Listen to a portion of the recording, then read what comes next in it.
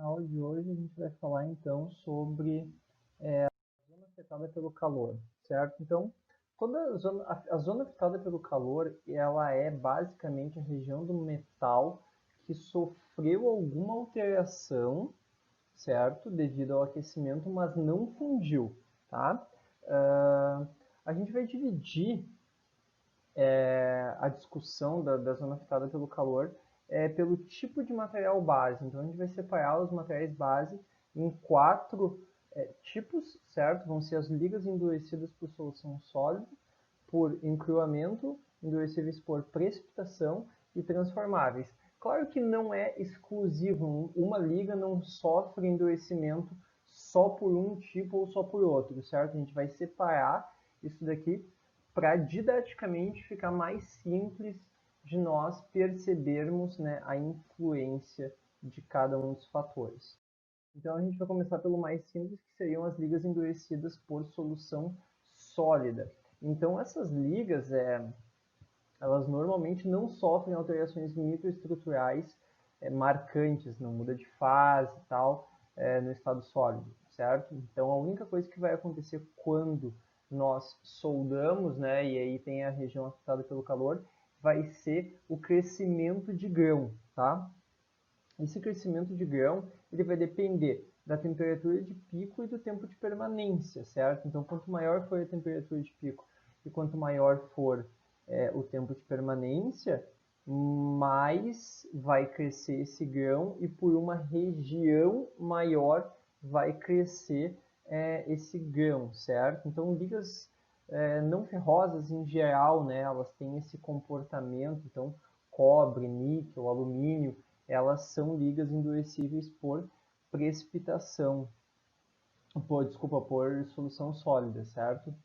E aí aqui a gente consegue ver, conforme nós aumentamos a energia de soldagem, a gente acaba aumentando tanto a temperatura de pico quanto o tempo de permanência. Isso faz com que o tamanho de grão vá crescendo, mesmo que nós tenhamos ligas estabilizadas, certo? Então a gente está com um exemplo aqui de um aço estabilizado. Então aços estabilizados são aços que possuem adições, né, de nióbio e de titânio, e esse nióbio e titânio ele fica sob a forma de precipitados bem no contorno de grão. Então ele serve como um ancorador de grão, certo? Então quando a temperatura começa a aumentar e existe uma tendência, né, de difusão desse grão crescer, esses precipitados eles funcionam como barreira, então eles dificultam esse crescimento de grão. Mas ainda assim acontece o crescimento, certo? Em menor escala, mas acontece.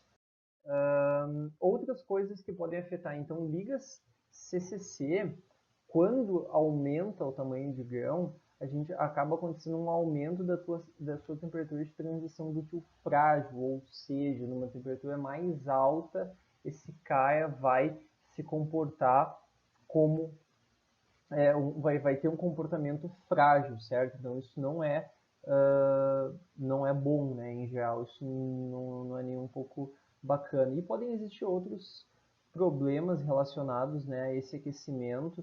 Então a gente já havia conversado sobre isso, que é a sintetização, né, de ácidos inoxidáveis e tudo mais. Então isso aí não precisamos nem entrar muito no mérito.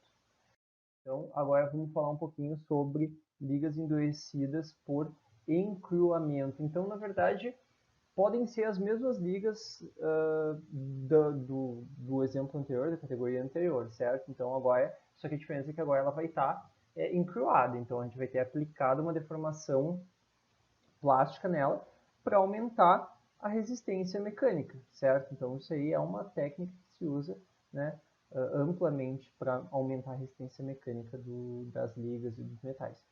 Basicamente, a ZAC, né, ou ZTA, ela vai ter duas regiões, uma região de recristalização e uma região de granulação grosseira. Então, o que acontece? Afastado, um pouco mais afastado da linha de solda, a gente vai ter um aquecimento, mas vai ser um aquecimento suficiente apenas para recristalizar. Então, recristalizar, para quem não lembra, né, é aquele tratamento térmico que acontece em peças encruadas, onde o aquecimento provoca difusão, né? E aí aqueles grãos que estavam deformados e alongados, eles difundem de forma a gerar novos grãos menores e isentos de deformação, certo? Então, acaba que é até um tratamento de refinamento de grão, certo? E vai ter uma região de granulação grosseira, certo? Então, que é a região mais próxima da zona afetada, a região mais próxima da zona fundida, que ela é acompanhada, né, de uma queda de dureza, uma queda de resistência mecânica bastante elevada, tá? Então a gente tem aqui uma micrografia, né? Então mostrando, ó, essa região aqui bem da direita, ela está completamente encruada, então a gente nem percebe que os grãos. Tem uma região aqui, ó, de granulação bem fina, que é a região recristalizada, e uma região de granulação grosseira, que é, de fato, né, a região mais próxima da zona fundida. Então aqui a gente também percebe, né, que existe uma queda de dureza bastante acentuada na região de granulação grosseira, uma ligeira recuperação da dureza na região recristalizada, porque grãos pequenos ali, eles conseguem recuperar um pouco a dureza, certo? Não no mesmo nível da peça encruada, mas consegue, né? E acaba acontecendo essa perda do encruamento nessa região toda. Agora vamos falar sobre ligas endurecíveis por precipitação. Então, essas aqui normalmente são, novamente, né, não ferrosos. Então, essas ligas endurecíveis por precipitação, a gente já vai ver o diagrama delas.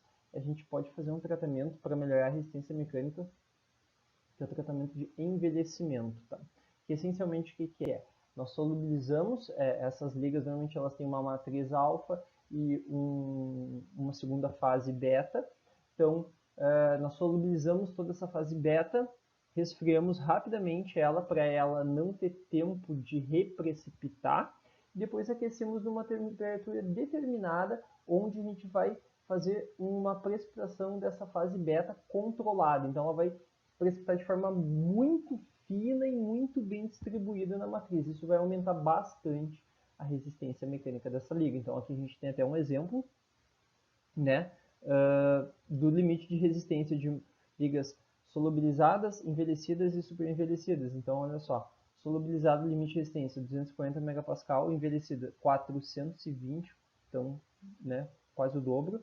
E uma super envelhecida, que é quando a gente erra esse tratamento, né? Então esses precipitados crescem demais, a gente tem uma liga com uma estrutura menos resistente do que a liga solubilizada. Então é péssimo quando nós temos ligas super envelhecidas.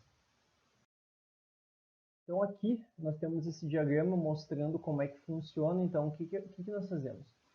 Nós temos uma posição inicial aqui, nós aquecemos a peça até uma região onde só a fase alfa é estável, certo? Então vai acontecer a solubilização, depois nós resfriamos até a temperatura ambiente de forma rápida, para não dar tempo, depois reaquecemos numa temperatura T2 para durante um determinado tempo. Então, tanto essa temperatura quanto esse tempo é bastante importante, né, no resultado final. Então, se nós errarmos essa temperatura, colocar uma temperatura muito alta, ela vai super envelhecer, esses grãos vão crescer demais, vão ficar grandes e a resistência mecânica vai ser ruim. Se nós deixarmos muito tempo, é a mesma coisa, certo? Vai acontecer um crescimento exagerado. Tá? O que acontece quando nós soldamos, né, a peça? Uma peça que já está envelhecida. Então vai ter uma região solubilizada, certo? Logo próximo à linha de solda. E depois vai ter uma região super envelhecida, certo? E depois uma região inalterada. Então, é bastante complicado soldar esse tipo de liga, porque é meio inevitável sempre ter uma região super envelhecida. Então, a região solubilizada, nós conseguimos fazer um tratamento térmico depois para envelhecer ele, mas a região super envelhecida não tem o que fazer, só se a gente retratar a peça inteira, certo? E isso muitas vezes pode ser muito oneroso, né?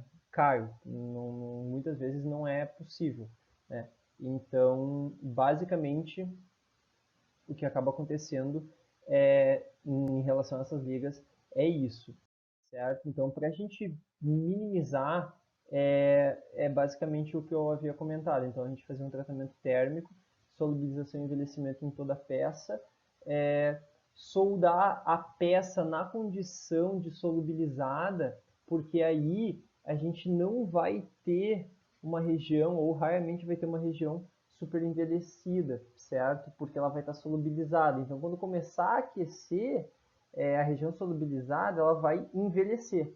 Então, né? E aí vai ter uma região solubilizada e uma região envelhecida. E aí depois a gente pode tentar fazer o tratamento térmico na região solubilizada para e não super envelhecer aquela outra região, né? Então, mas é meio inevitável soldar esse tipo de liga sem alguma perda de resistência mecânica, tá? E agora, por fim, vamos falar das ligas transformáveis. Então, essa aqui eu deixei por último porque é a mais complexa, que tem mais regiões, certo? Então, os aços em geral, né, aços baixa liga e média liga, eles apresentam essas características. E aí nós temos uma região de granulação grosseira, uma região de granulação fina, uma região intercrítica e uma região subcrítica, tá? O que são essas regiões todas? Então, a região de granulação grosseira é uma região que está acima de 1200 graus, que ela está completamente austenitizada, certo? E, com uma temperatura muito alta, ela tem um crescimento de grão exagerado, certo?